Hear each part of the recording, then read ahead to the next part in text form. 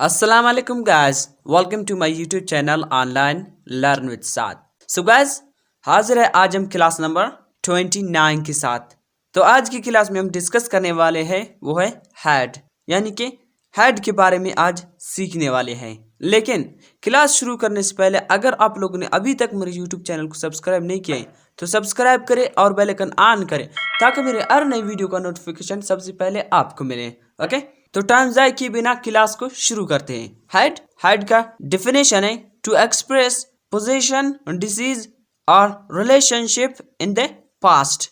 Okay, मैंने आप लोगों को हैव एज का क्लास में सेम यही डिफिनेशन बताया था। ओके, अगर आप लोगों ने उनका यूज होना नहीं सीखा है तो प्लीज पहले उसका यूज होना सीखिए, उसके बाद हेड की तरफ आइए। ओके, हैव एज का क्लास अटेंड कीजिए, उसके बाद हेड की क्लास में आइए। ओके, क्योंकि मैंने वहाँ हैव की क्लास में इनका डिफिनेशन है ना, वहाँ मैंने डिटेल से आप लोगों को बताया है।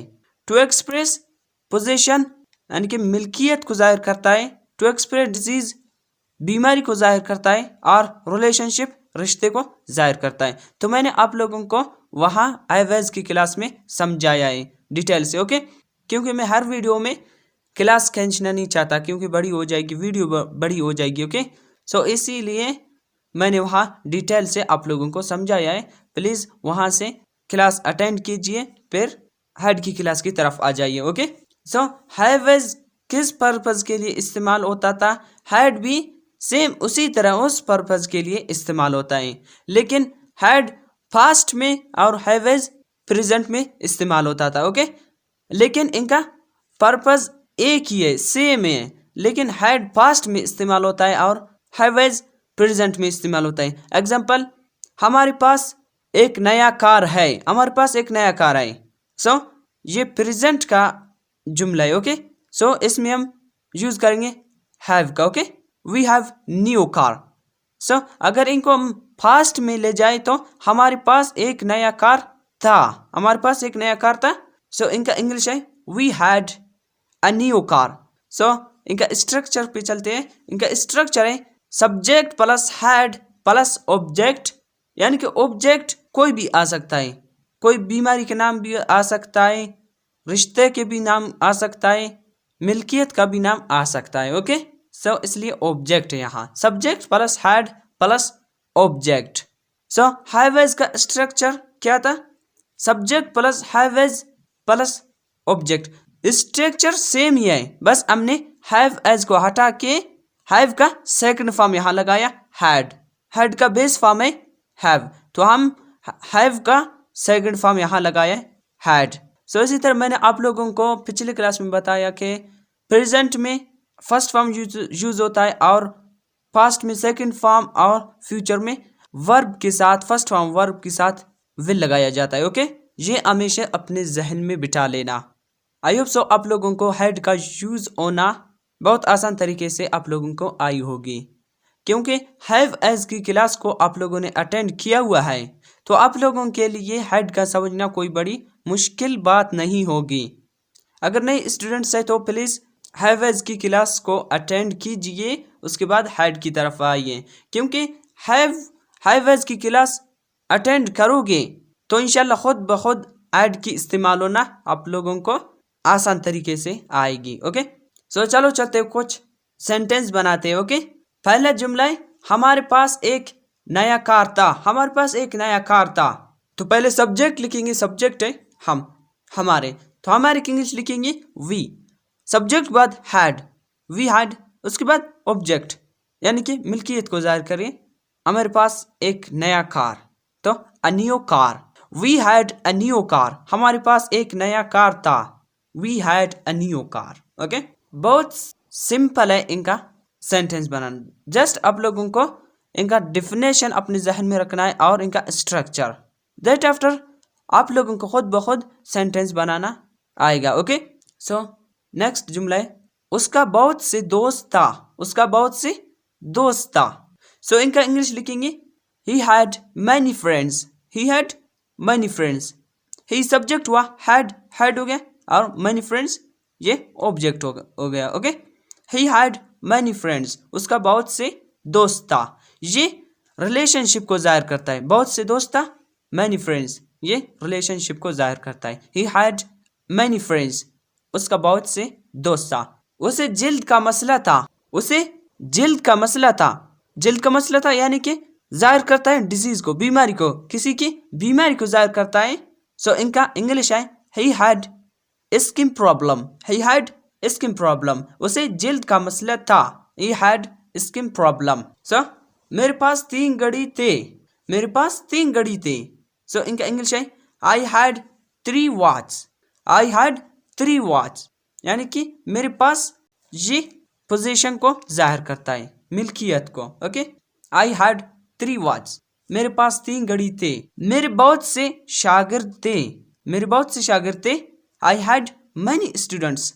आई हैड मैनी स्टूडेंट्स, ये शागिर्द रिलेशनशिप को जाहिर करता है, रिश्ते को। Okay, I had many students, मेरे बहुत से शागिर्द थे।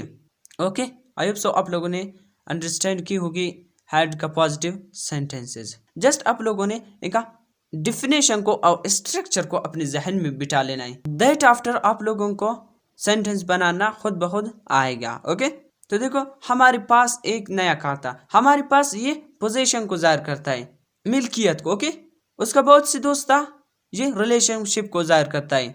उसको जिल्द प्रॉब्लम था, ये डिसीज बीमारी को जाहिर करता है। तो नेक्स्ट पे चलते हैं इनके नेगेटिव सेंटेंसेस की तरफ। इनका नेगेटिव स्ट्रक्चर है subject plus did not plus have plus object. Object माने यानी कि किसी चीज की नाम, किसी बीमारी के नाम, रिलेशनशिप, किसी रिश्ते के नाम। ओके, यहाँ आता है लास्ट में। और एक बात और आप लोगों के जहन में आ रही होगी कि हम इनके पॉजिटिव सेंटेंस में हैड लगा देते, लेकिन यहाँ तो फर्स्ट फॉर्म है हैव है, हैड का फर्स्ट फॉर्म है हैव है। क्यों? यहाँ अब ने सेकंड फॉर्म लगाया है, वो कहाँ पे? डिड। ओके, डिड डू का सेकंड फॉर्म है, इसलिए ये हैड से हैव हो गया। हैड का बेस फॉर्म है हैव, तो इसलिए हम हैव लगाया और डू का यहाँ सेकंड फॉर्म लगाया did. Okay, subject plus did not plus have plus object. So कुछ सेंटेंस बनाते हैं कि निगेटिव का। ओके, पहला जुमला है उसके पास कार नहीं था, उसके पास कार नहीं था। सो इनका इंग्लिश है he did not have car, उसके पास कार नहीं था। He did not have car. So दूसरा है उसके सीने में दर्द नहीं था, उसके सीने में दर्द नहीं था। He did not have pain in his chest. He did not have pain in his chest यानी कि सीने में दर्द था, ये बीमारी को जाहिर करता है। Okay, he did not have pain in his chest, उसके सीने में दर्द नहीं था। सो उसका कोई रिश्तेदार नहीं था, उसका कोई रिश्तेदार नहीं था। सो इनका इंग्लिश है he did not have any relatives. He did not have any relatives, उसका कोई रिश्तेदार नहीं था, ये रिलेशनशिप को जाहिर करता है। He did not have any relatives, उसका कोई रिश्तेदार नहीं था। ओके, सो इसी तरह आप लोगों ने इनका स्ट्रक्चर को अपने जहन में रखना है। ओके, अगर हमने सब्जेक्ट के बाद डू नॉट हैव लगा देते तो ये होता हैवेज की स्ट्रक्चर। ओके, ये अपने हमेशा जहन में रखना कि फास्ट में हमेशा सेकंड फॉर्म लगाते हैं। ओके, हमने भी यहाँ डू के साथ सेकंड फॉर्म, डू का सेकंड फॉर्म लगाया है। ओके, डिड है, subject plus did not have plus object. I hope so आप लोगों ने अंडरस्टैंड की होगी इनका sentences.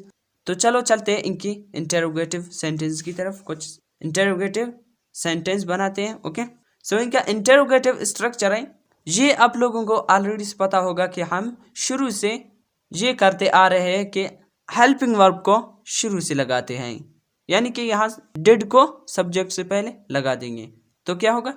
Did plus subject plus have plus object plus question mark. Did plus subject plus have plus object and then last question mark. Okay, so हमारे पास पहला जुमला है इनका इंट्रोगेटिव का, क्या तुम्हारे पास एक नया मोटरसाइकिल था? Last question mark.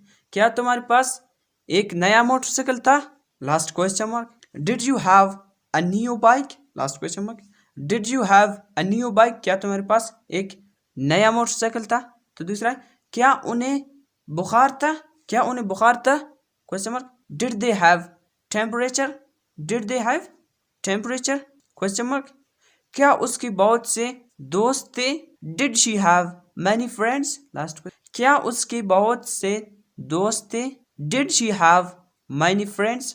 सो ये हो गया हैड की क्लास। आई होप सो आप लोगों ने पूरी तरह से अंडरस्टैंड किया होगा।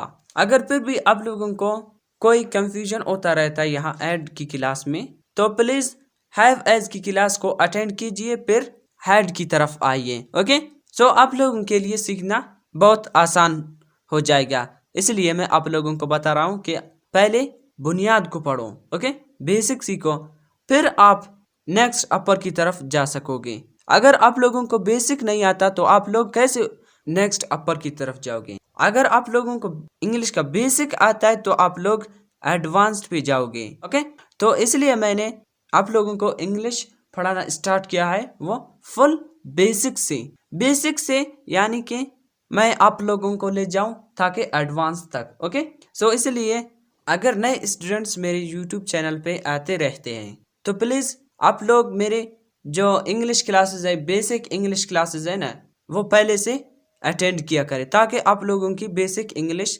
इम्प्रूव हो जाए, फिर आप लोग नेक्स्ट अपर की तरफ जाएं, क्योंकि इंग्लिश को सीखने के लिए बेसिक का सीखना बहुत ज़रूरी है। ओके, सो इसी तरह आई होप सो आप लोगों ने मेरे बातों को अंडरस्टैंड किए होंगे।